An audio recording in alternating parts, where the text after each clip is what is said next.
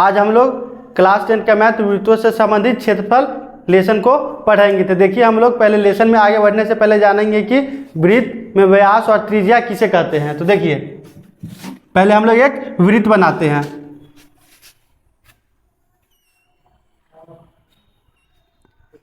इस छोर से लेके इस छोर तक की दूरी को बोलेंगे हम लोग व्यास। व्यास को हम लोग d से सूचित करेंगे, ठीक है। अब हम लोग जानेंगे त्रिज्या। तो एक वृत्त है, वृत्त के केंद्र से लेके मतलब सेंटर से लेके यहां तक की दूरी को बोलेंगे हम लोग त्रिज्या।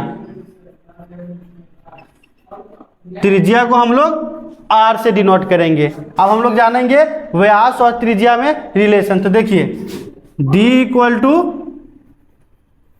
r इक्वल टू d/2 होता है। जब हम लोगों को d पता रहेगा तो r निकाल लेंगे। उसी तरह हम लोग अगर d को अकेला करें तो 2 इधर भाग में उधर जाएगा तो गुना, तो क्या हो जाएगा 2r, ठीक है। तो अब हम लोग इस चैप्टर में जितना भी फार्मूला यूज होंगे उस सब फार्मूला को हम लोग जानेंगे।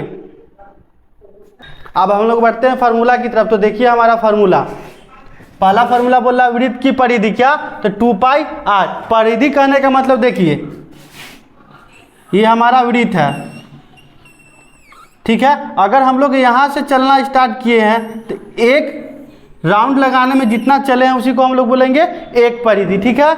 उसके बाद दूसरा फार्मूला क्या है, वृत्त का क्षेत्रफल πr²। ये जो वृत्त था अंदर कितना एरिया छेक रहा है, कितना जगह ले रहा है, उसी को बोलेंगे क्षेत्रफल। अब देखिए तीसरा फार्मूला अर्धवृत्त की परिधि π+d। अर्धवृत्त कहने का मतलब आधा वृत्त। तो देखिए ये मेरा अर्धवृत्त है, तो अर्धवृत्त की परिधि π+d। हम लोग जानते हैं कि r इक्वल टू क्या होता है d/2। अगर हम लोग d को अकेला करें तो क्या हो जाएगा d इक्वल टू 2r। तो d की जगह क्या लिख सकते हैं 2r। तो देखिए अगर हम लोग d की जगह लिख दे पाई, यहाँ r होगा πr plus d, πr plus d की जगह हम लोग लिख देंगे क्या 2r। और फिर यहाँ से r कॉमन ले लेंगे तो क्या हो जाएगा r इंटू π+2, ठीक है। अब देखिए चौथा अर्धवृत्त का क्षेत्रफल। तो अर्धवृत्त है उसका क्षेत्रफल क्या हो जाएगा 1/2 πr²। अगला फॉर्मूला देखिए चतुर्थांश का क्षेत्रफल 1/4 πr²। चतुर्थांश कहने का मतलब वृत्त का चौथा भाग। जैसे कि देखिए एक ये वृत्त था, इसका चौथा भाग, इसको 4 भाग में बांटेंगे तो सिर्फ ये एक भाग का, यानी कि ऐसा, इसको बोलेंगे हम लोग चतुर्थांश। तो चतुर्थांश का क्षेत्रफल 1/4 πr²। चतुर्थांश का परिमाप बोले या परिधि बोले बात बराबर, तो 1/2 πr², ठीक है। इसको नोट कर लीजिएगा। अब हम लोग लिखेंगे इसके आगे का फार्मूला। देखिए हमारा अगला फार्मूला बोल रहा है लघु त्रिज्यखंड का क्षेत्रफल θ/360 इंटू πr²। तो देखिए त्रिज्यखंड कहने का मतलब एक ये वृत्त है, इसका सेंटर यहाँ है, ठीक है। एक त्रिज्या इधर और एक इधर, यहाँ पे बनेगा थीटा कोण। तो ये जो एरिया बना इसी को हम लोग बोलेंगे क्या लघु त्रिज्यखंड, मतलब छोटा त्रिज्यखंड, ठीक है। लघु। ये जो बड़ा वाला एरिया बचा इसको बोलेंगे हम लोग दीर्घ त्रिज्यखंड, ठीक है। तो लघु त्रिज्यखंड का क्षेत्रफल θ/360 इंटू πr²। दीर्घ त्रिज्यखंड का क्षेत्रफल πr² माइनस लघु त्रिज्यखंड का क्षेत्रफल, तो यानी कि πr² माइनस लघु त्रिज्यखंड का क्षेत्रफल का फार्मूला यहाँ हम लोग डाल देंगे, ठीक है। फिर आगे देखिए चाप की लंबाई। चाप की लंबाई कहने का मतलब यहाँ से लेकर यहाँ तक की दूरी को बोलेंगे हम लोग चाप की लंबाई।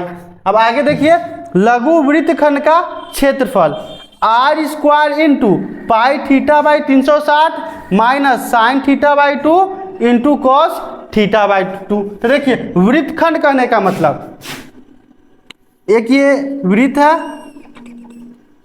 यहाँ सेंटर, सेंटर से हम लोग दो त्रिज्या को यहाँ बनेगा थीटा, ठीक है। ये जो बना इसी को हम लोग बोलेंगे क्या, वृत्तखंड। तो यहाँ छोटा वाला वृत्तखंड, लघु वृत्तखंड का क्षेत्रफल R square pi theta by 360 minus sine theta into cos theta by 2। जो बड़ा वाला बना है वृत्तखंड उसको बोलेंगे हम लोग दीर्घ वृत्तखंड का क्षेत्रफल। तो क्या होगा, पाई आर स्क्वायर माइनस छोटा वाला को घटा देंगे, यानी कि माइनस लघु वृत्तखंड का क्षेत्रफल। ठीक है, इसको नोट कर लीजिएगा। हम लोग अभी और आगे फार्मूला देखिए। अब हमारा अगला फार्मूला, समबाहु त्रिभुज का परिमाप 3 गुने भुजा। तो समबाहु त्रिभुज कहते हैं किसको है, जिसका तीनों भुजा बराबर हो और प्रत्येक कोण 60 डिग्री हो। तो देखिए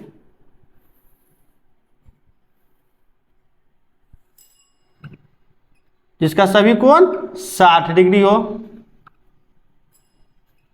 ठीक है, अब देखिए समबाहु त्रिभुज का क्षेत्रफल √3 गुने भुजा, समबाहु त्रिभुज का शीर्ष लंब √3/2 गुने भुजा। शीर्ष लंब कहने का मतलब लंब। अगर हम यहाँ से यहाँ लंब डालें तो इसकी लंब की लंबाई को ज्ञात करने के लिए क्या डालेंगे, √3 गुने भुजा।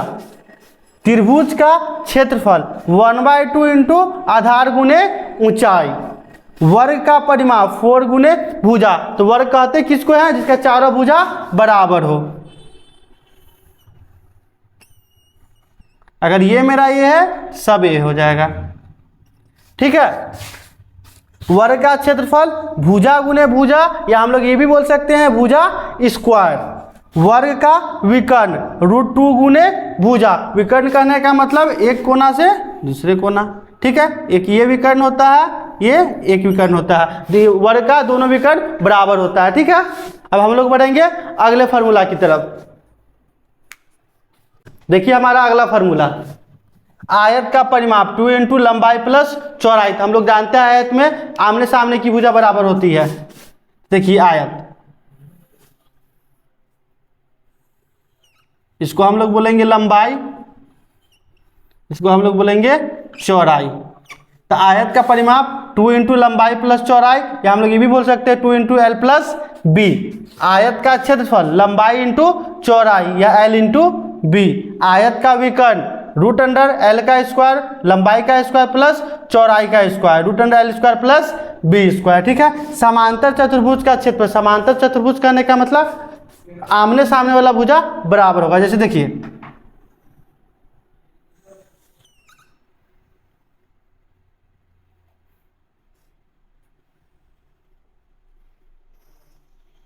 एक ये चतुर्भुज है। ठीक है, हम लोगों को अगर चौड़ाई पता हो b, ठीक है, फिर इसका ऊंचाई पता हो,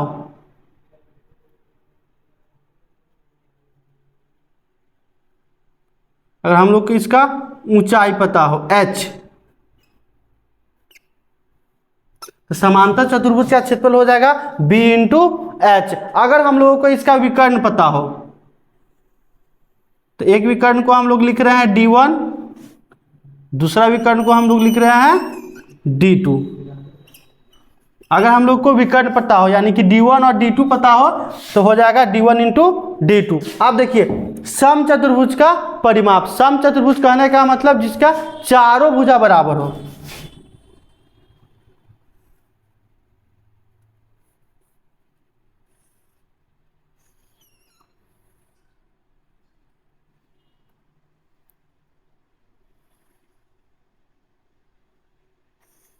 जिसका चारों भुजा बराबर हो। तो सम चतुर्भुज का परिमाप 4 गुने भुजा और सम चतुर्भुज का क्षेत्रफल, देखिए इसका ये चौड़ाई b, ये हो गया h।